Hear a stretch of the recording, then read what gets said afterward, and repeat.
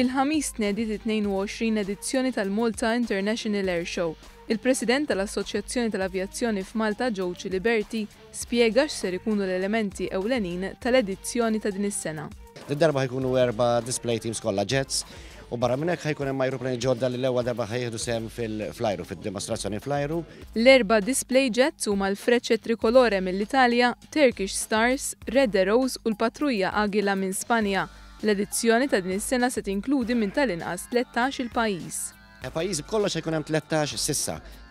Baqa' 5 ġimgħat qed nassumu li qed titkellmu ma' 3 pajjiżi oħra viċin ħafna. Iċ-chairman tal-kumpanija Airx, kumpanija bbażata f'Malta li ser tkun qed tisponsorja dan l-avveniment, żvela li l-kumpanija ser iżżid mal-flotta tagħha żewġ ajruplani tat-tip Boeing 737.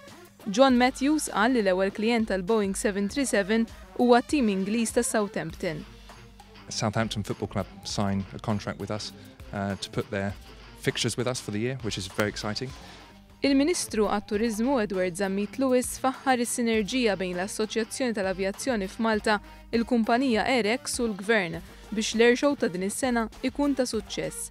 Fil-waqt li ringrazzja lil volontiera li qed jikkontribwixxu għal dan l-avveniment, il-Ministru rrimarka l-importanza kbira li għandu l-Air Show ta' din is-sena. Dan għaliex fi frar tas-sena d-dieħla l-istorja tal-avjazzjoni f'pajjiżna ser tkun qed tiċċelebra mit-sena anniversarju.